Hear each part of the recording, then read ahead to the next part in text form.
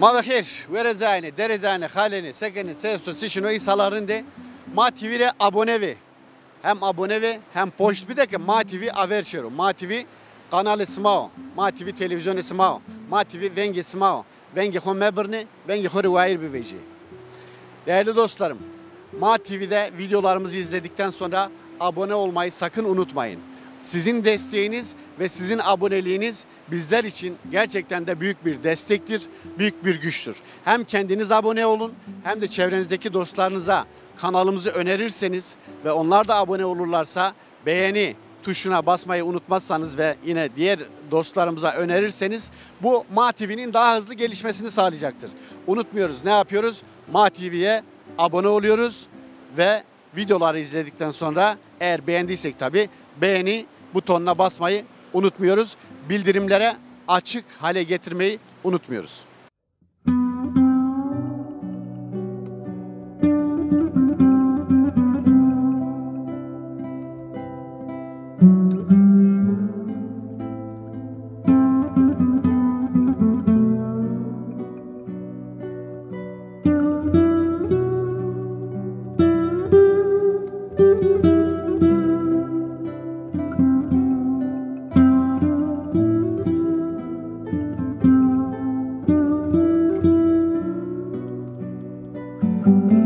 Evet değerli Ma TV izleyenleri Ovacık'tayız. Seçim biliyorsunuz ikinci tura kaldı. İkinci turda ne olacak? Aslında gençlerin de tabii ki fikirlerini sormak gerekiyor. Sen ne düşünüyorsun? Kazanacağız. Yani diyorsun ikinci turda. Alırız inşallah. Öyle umut ediyoruz. Beklentilerimiz o yönde. Umarım boşa çıkmaz yine. Birinci tur için ne diyorsun? Ne oldu? Ne bitti? Yine bir sürü şaibeli olaylar oldu. Ne olsun ki?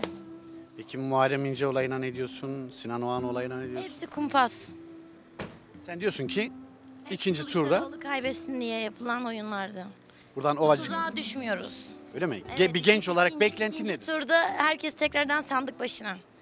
Yani yılgınlık yok. Yılgınlık yok, asla umudumuzu kaybetmiyoruz. Buradan bütün insanlara bir genç olarak diyorsun ki Hepsini sandık başına çağırıyoruz. Oyları kullanmaya devam. Yılmak yok. devam. Evet. Peki teşekkür ederim. İnsanlar ne düşünüyorlar? İkinci tur için ne düşünüyorlar? Neyin nesi? Birlikte anlamaya çalışacağız. Vallahi düşüncem şu anda ikinci turu falan düşünmek değil de yani Türkiye'deki bu beyinler buna hazır değil. Çok zor olacağını düşünüyorum. İnsanlara önerim herkes oyunu kullansın yine. Tedirgin olmasın, hepimiz de kullanacağız. İnşallah başarırız. Nasılsın? İyi misin? Ma budur iyi ma. Budur iyisin. Ya. Çok şükür iyisin ya. Tütün sarıyorsun. Bir taraftan tütün sararken bir taraftan aklından ne geçiyor ya? Ne geçiyor bak halimiz ne hale geldik ha. Duvar dibinde kalmışız. İş yok, güç yok. Millet hep şey olmuş. Herkes kimse kimsenin yüzüne bakmıyor. Hep cebe bakıyorlar. Kimse senin yüzüne bakmıyor. Cebime bakıyorlar hep. Cep delik mi? Cep de delik. Sigara herhalde bilmiyorum kamerada yasak mıdır yoksa? Yok yasak denilen. Sigaraya zam geldi mi? Sigaraya nedir? Her şeye zam geldi. Onun için tütün sarıyorsun. Millet de fırsatçı olmuş. Ha. O Tayyip Erdoğan daha şaketini düzeltmeden millet zam yapıyor. Millet zam yapıyor. Fırsatçılık. Her şey Zamı millet mi yapıyor? millet yapıyor. Herkes kafasına göre takılıyor. Peki ben sana şunu söyleyeyim. İkinci turda ne olacak? Ya ikinci turda Allah bilir ha. Millet evinde çıkmıyor, gelmiyor. Millet şey yapıyor. Diyor ki parti bize araba gönderin. Ne parti siz de biraz çaba harcayın. Ha, ya harcayın ya da gözlerinizi kapatın yatın gitsin. Ama sonuç ne olacak? Buradan ne diyorsun insanlara? Burada millet biraz özveri çalışırsa, herkes gelirse, oyunu kullanırsa her şey olur. Olacak mı diyorsun? Olacak tabii. Yani diyorsun ki ikinci turda Kılıçdaroğlu mu alacak? Ya bir de şu olacak. Yani sandık başında durmaları lazım. Sandık başında ki gençlik koluna CHP şey yapsın yani çocukları beslesin. Sandık başında duruyorlar sabahtan akşama kadar sandviç gönderiyorlar ki çocuklar karnını doyursun. Böyle bir şey olur mu ya? Yani Konsantrasyon önemli yani. karnın aç ay oynar mı? Çalışacak, yiyecek, başından ayrılmayacak. Anladım. Çok teşekkür ediyorum. Ben teşekkür ederim.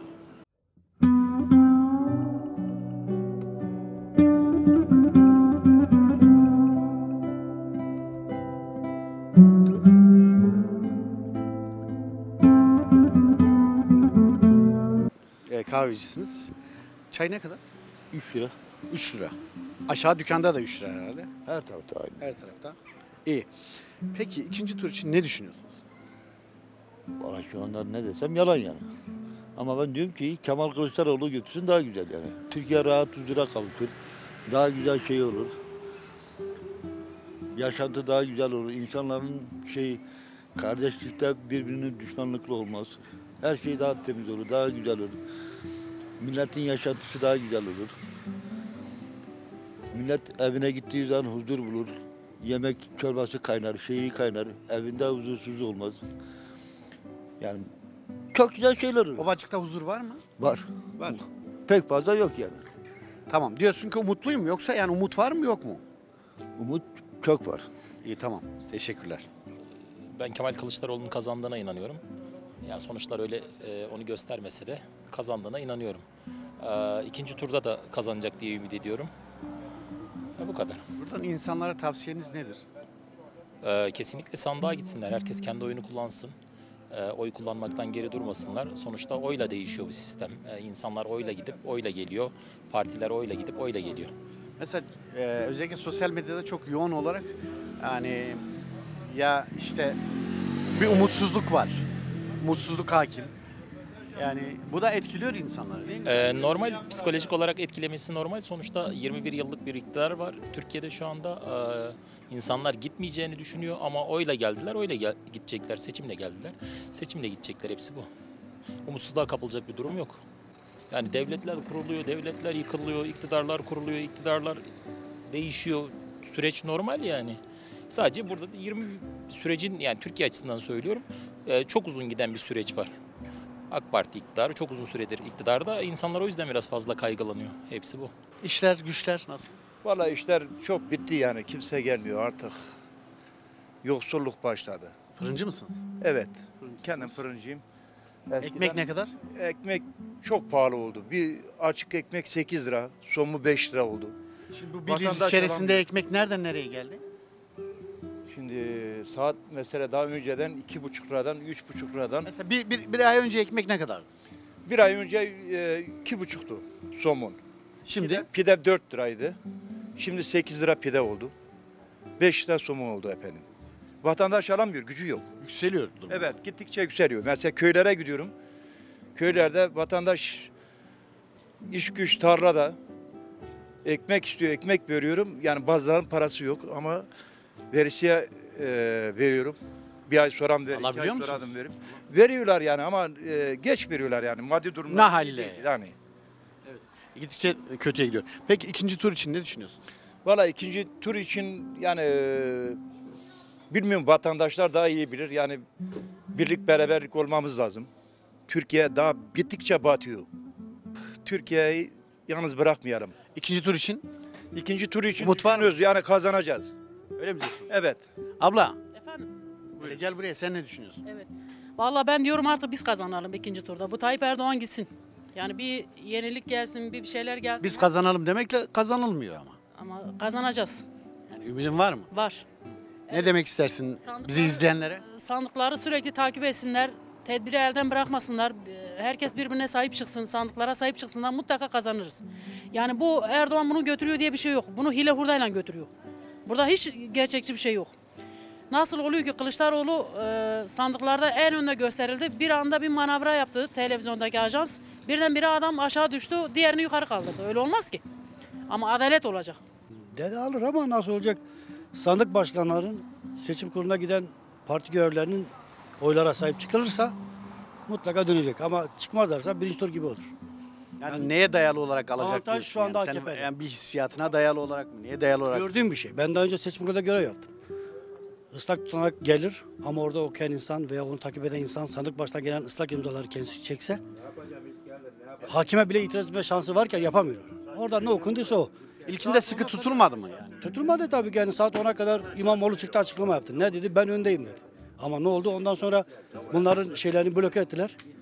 Devre dışı bıraktılar. Kendi bildiklerini okudular. Birkaç saat bir kesinti oldu. Kesintinden sonra işler değişti işte. Öyle olacak. Sahip çıkılırsa mutlaka değişir ama. Kaçlı masa? Bu kaçlı masadır şimdi? Dörtlü masa. altılı oluyor. Ben de oturursam. Yedili abi. Sen de İmamoğlu'yla şey 7-8. Kimin oğlu? İmamoğlu ha, 7. yani Ya Cumhurbaşkanı. orada da herkes yardımcısı. oğlu herhalde değil mi? Oğlu. Tabii. Kılıçdaroğlu mecbur. var, İmamoğlu var, Mehmet Ali var.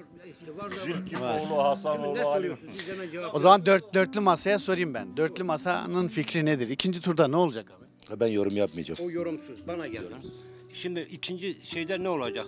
Bu millet iyi düşünür, iyi karar verirse her AKP'liden bir kişiyi götürür, her arkadaş bir tane AKP'li ikna edip götürürse öyle alınır. Başka alınmaz. Ben öyle derim. Masanın ikinci tarafı onu söyledi. Üçüncü Aynı fikirdeyiz. Biz aynı şeyi düşünüyoruz. siz. Abi ben kağıt oynuyorum. Teşekkür ederim. Masayı deviren olmadı değil mi bugüne kadar? Masayı devren yok şu anda. Bundan sonra da olmaz. Bizim masalar sağlam. Sağlam. Altında kimse var mı abi? Yok abi. Sen Yok. bir şey içerseniz buyurun oturun. Tam altında kimse yok. Yok yok. Yok. Ha, tamam. Bizim masanın sağında, solunda, altında, üstünde kimse yok kardeş. Nika sen ne diyorsun? Ha? Ya benimle hiçbir ilgi yokmuş. Hiç ilgin yok mu? Yok. Böyle tek oturuyorsun hep. He? Hep tek oturuyorsun. Tek oturuyorum ben. Tek bu memleket değilim ben. Nerelisin? Elazığlı. Olsun fark etmez. Elazığ da bizim. Sen ne düşünüyorsun pek bir Elazığlı olarak? Hiçbir şey düşünmüyorum. Diyorsun artık hiçbir şey düşünmüyorum. Vazgeçtim düşünmekten. Evet ne demişti? Düşünüyorum öyleyse varım demişti. Şair mi demişti onu? Düşünmüyorsam yokum. Dayı da diyor ki ben düşünmüyorum. O zaman susalım.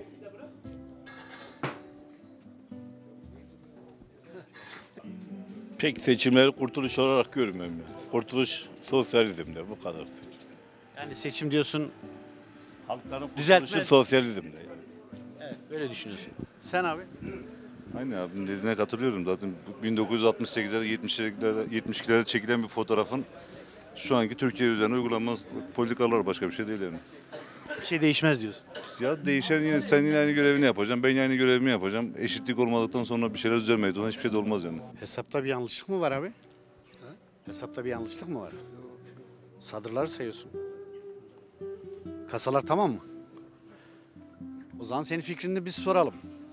Sen bu ikinci turda ne olacak? Ne düşünüyorsun? Ben bu yorum konusunda ben bir şey söyleyeyim ama. He. Ben sonra ticaret teklif falan sokakta görürüz galiba. Diyorsun ben ticaret Yorum benden uğraşıyorum. uzak abi. He, benden uzak olsun. O işleri anlamam. Kolay gelsin. Sağ ol Allah. İkinci turla ilgili ne düşünüyorsun? Biraz karamsarım abi. Neden? Çünkü çoğu şeye gitmeyecek ki sandığa şimdi. Öyle mi düşünüyorsun? Bence öyle. Peki yani senin buradan mesela bizi izleyenlere söyleyeceğin ne? Herkes Ama oyunu karamsarlığı kullansın. sen de mi gitmeyeceksin? Yo, ben gidiyorum. Ama öyle bir şey var sanki böyle insanlarda. Karamsarlık var. Peki bu karamsarlık doğru mu yani? Yok yanlış. Değil mi? Yanlış tabii. Umut Var. var değil mi? Ya umut varsa o zaman neden yani hani sandığa gitmemek ne? Biraz Yani? sandıklara sahip çıkmak lazım bence ya. Bunu da partilerin yapması lazım. Senin fikrin ne? Yani ikinci tur ne olur? Ya normalde bence kazanmıştık ama gitti. Ne olacak? Yani başa baş gider bence ya. Çok yakın gider. Sonuç? İnşallah kazanırsa. Hala umut var yani. Yani var. Önemli olan o. Tamam. Evet. Evet Ovacık'tayız. Ovacık biliyorsunuz tabii ki dağlar arasında bir ilçe. Komünist Başkan'ın ilk olarak isminin duyulduğu ilçedir. Komünist Başkan'ın burada tarım alanında ya da ulaşım alanında yaptığı yenilikler ve Ovacık'taki o değişimin Komünist Başkan'ın isminin ülke genelinde hatta yurt dışında duyulmasına sebep oldu. O yüzden Ovacıklıların ne düşündüğü bizim için önemliydi. İkinci tur için ne düşünüyorlar? Dedik ki Ovacık'a bir uğrayalım. Ovacık'taki vatandaşlarımıza bir soralım. Komünist Başkan'ın isminin duyulduğu ilçede insanlar ikinci tur için ne düşünüyorlar? Onun için geldik. Ovacık'tayız ve sormaya devam ediyoruz. Ya şimdi bunu yayınlayacaksanız ben gerçek bir şey Tabii ki konuşacağım. yayınlayacağız. Şimdi Türkiye'de öyle bir durumlar var ki mesela asgari ücretle çalışan insanlara bakın. Böyle hep dar gelirli vatandaş. Şükürcükten başka bir şey bildiği yok. Yani kafa kuma gömmüşler. Dünyadan haberleri yok. Bakmıyorlar başka böyle. Ufka böyle baksalar bazı şeyleri görecekler. Şimdi biri orada örneğin emeklilere 2 tane maaş 15 bin lira ikramiye vereceğim diyor. Öbür tarafta diyor ki ben sana deprem ev yaptıracağım. Parasını senden alacağım diyor. Ona bakmıyor, ona bakıyor. Ben şimdi öyle bir şey ki yani muallaktayım yani nasıl olacağını ben tam edemiyorum ama yani insanlara güvenmiyorum daha doğrusu. Bu topluma güvenmiyorum. Belki burası iyi. Ama İstanbul genelinde, yani Türkiye genelinde farklı. Buradaki öyle değil. Buradaki oy dağılımı neydi? Buradaki oy dağılımı hep politik insanlar. Belli insan mesela. Yani Millet İttifakı ne aldı? Millet İttifakı %80 falan. 80. He. Orayı bu. Ama Türkiye geneline bakma. Burada öyle değil. Türkiye genelinde farklı. İnsanlar değişik. Dediğim gibi. Yani hakikaten yoksul insanlar bile Allah'a yakın görüyorlar kendi başkalarını demek ki. Onlar sanki hiç yani Allah'a yokmuş gibi. Sadece orada var sadece Allah. Böyle düşünüyorlar yani. Ben aklım almıyor bir türlü. Halbuki Umudunuz ne? Yani ya da var mı umudunuz? Umudumuz sadece ben emekler diye de gençlere güveniyorum. Emekler hepsi ölsün. Abartmıyorum yemin ederim bak. %80 AK Parti'ye oy veriyor ya. Ya emekliler ama benim babam da emekli. Ben de emekliyim bak. Ben de kendim içime katıyorum. Diyorsun, Abartmıyorum. Ben de Aynen. öyleyim diyorsun. Ben vermiyorum ama %80 veriyor. Hayır diyorsun Abartmıyorum. ben de öyleyim diyorsun. Evet yani gerçek bu ya. Vallahi diyorum bak. Gençler bu ancak gençler kurtarır. Yoksa 80'den yukarısı zaten böyle değil mi? Kafa kumaya gömmüşler ya. Dünyanın haberi de yok. Teşekkür ederim. Valla baba sen de emeklisin bak.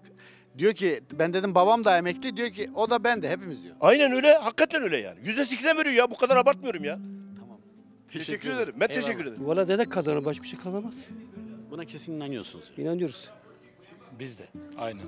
Katılıyorum. Diyorsunuz ki ikinci turda Ben kazanacağından eminim. Millet İttifakı alacak. Alacak, kesinlikle. Peki buradan bizi izleyenlere bir tavsiyeniz var mı? Herkes dede yardımcı olsun. Ne düşünüyorsunuz ikinci tur için? Kılıçdaroğlu. Kılıçdaroğlu. Yani hepimiz Kılıçdaroğlu da Daha? dahası var. Daha nedir? Çalıp çırpıyoruz şeylere, sandıklara sahip çıkılmıyor yani. Kılıçdaroğlu. Ya ben şey söyleyeyim bu 14 Mayıs'ta yapılan seçimin yani bütün toplumda bir şey vardı değil mi? Beklentisi vardı ve muhalefetin alacağını herkes düşünüyordu. Ama seçim gecesi acayip şeyler oldu. Yani böyle toplumu aydınlatacak çok net şey olmadı biliyor musun?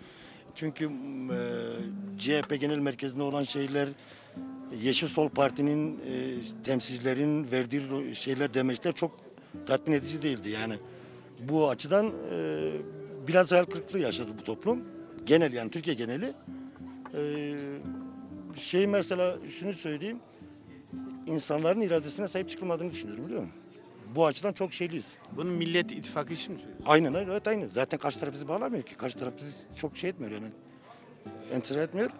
Bu açıdan çok sıkıntılı yani. Süreç sıkıntılı şunu söyleyeyim. Bu ülkede Yüksek Seçim Kurulu bir kere taraflı değil. Tarafsız değil. Taraflıdır. Bunun önüne geçmediğin sürece sen bu ülkede 1000 kere seçim yapsan da bu sonuç değişmeyecek. Ben öyle bakıyorum.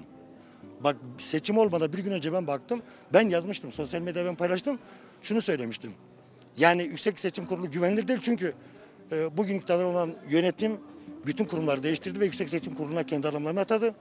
Ve o kurum da onlarla taraflı. Taraflı olduğun için de bunu bana diyemezsin ki, topluma diyemezsin ki. Ya benim aldığım oyu bana söyler misin doğrusunu? Bunu beklemek bir kere aptallık olur bence. Ya bunun önüne bir kere siyasi partilerin geçmesi lazım. Ne gerekiyorsa o yapılması lazım. Ne yapabilirler mesela? Onun üzerinde yoğunlaşması lazım. Zaman da daraldı. Yani zaman daraldı ama bunu daha önceden yapmalılardı. Şunu söyleyeyim ya. Ya bu ülkede yaşayan herkes eğer geçmişle ilgili kurgular yapıyorsa, yaşamla ilgili kurgular yapıyorsa, siyaset yapıyorsa bunu öngörmeleri lazım ya. Şunu söyleyeyim. Ya Yüksek Seçim Kurulu tarafsız değil abi ya. Bu kadar basit. Yani ben %99 muhalefetin aldığını düşünsem bile o adam gidecek ben aldım diyecek ya. Bunun önüne geçilmesi lazım ama nasıl geçiliyor bilmiyorum. Nasıl yapılacak bilmiyorum. Bunu da ancak bu görev de siyasi partilerin öncülerine düşer. Temsilcilerine düşer. Bize düşmez ki. Bir sıradan halk gider kendi görevini yapar. Tercihini yapar çıkar gelir. Ama sorumlu olan oradaki siyasi partilerin liderleridir. O kurumlardır. Yani biz onlara bakarız. Onların bize halka sunduğu açıklamalara bakarız. Öyle CHP Genel Merkezi'ne baktık. Ona kadar işte temsilcileri açıklama yapıyor. Ondan sonra her şey alt üst oluyor. Doğru bir bilgi akışı yok. Hiçbir şey yok. Bugün Yeşil Sol Parti'ye baktığım zaman onlarda da aynı şeyi görüyorum. Mesela Diyarbakır Silvan'da 234 HDP'nin Yeşil Sol Parti'nin oyu MHP'ye aktarılıyor Yüksek Seçim Kurulu'nda. Temsilci çıkıyor Yeşil Sol Parti'nin şey diyor. Ya biz bunu hallettik. Bence öyle değil abi. Bu böyle değil ya. Ya sandık başında hiçbir kopsa bile o sandık iptal edilir seçimde ya. Ya Yüksek Seçim Kurulu bilinçli bir şekilde diğer partilerin oylarını MHP'ye aktarıyor ya. Bunun birinci tur seçimin iptal olması gerektiğini ben düşünüyorum. Yani bunu böyle... Birinci turun iptal olması gerektiğini Kesinlikle böyle olmaz çünkü dünyada böyledir, koşullar böyledir. Yasalar böyle söyler ya. Ben değil ki. Yani biz hangi şeye inanacağız ki bilmiyorum ki. Yani çok, ya bir tane oy kaydırsam bile bunun iptal olması gerekir ya.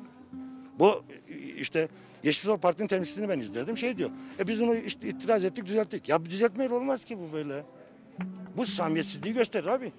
Ben şunu açık söyleyeyim. Ben HDP'liyim, evet. Ben HDP'ye sonra Yeşil Sol Parti'ye oy veriyorum. Ama aynı zamanda Kılıçdaroğlu'nun da Cumhurbaşkanı olmasını isterdim. Çünkü bu ülkede bir şeylerin değişmesi lazım.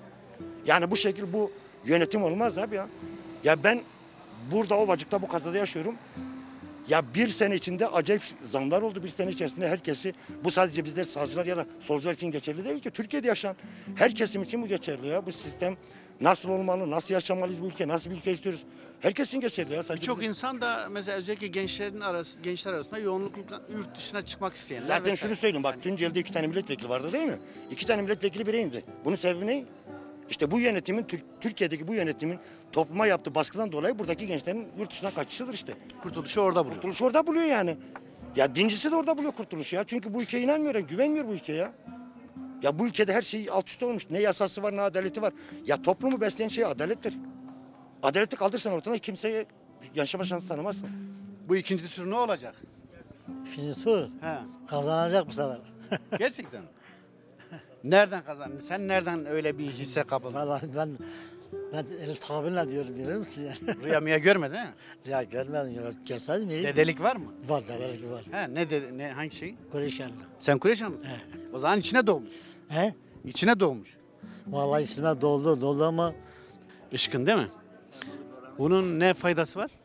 Şekere faydası var. Bilmiyorum. Düşürüyor mu şekeri? He. Yani bu tabi dağ muzu olarak da Türkçe'de öyle tarif ediliyor. Rives diyorlar burada, ışkın diyorlar. Bu bölgeye ait böyle bir bitki. Tabi oldukça lezzetli, kabuğunu soyup yiyorlar. Şimdi sen bu ikinci tur için ne düşünüyorsun abi? Kemal Kılıçdaroğlu'na vereceğiz. Yani ne olur ikinci turda? Bana kazanma ihtimali olabilir yani bilmiyorum. Var mı, senin ümidin var mı? Verseler vardır ama. Verseler vardır diyor. He. Kemal ona vereceğiz. Teşekkür ederim. Evet.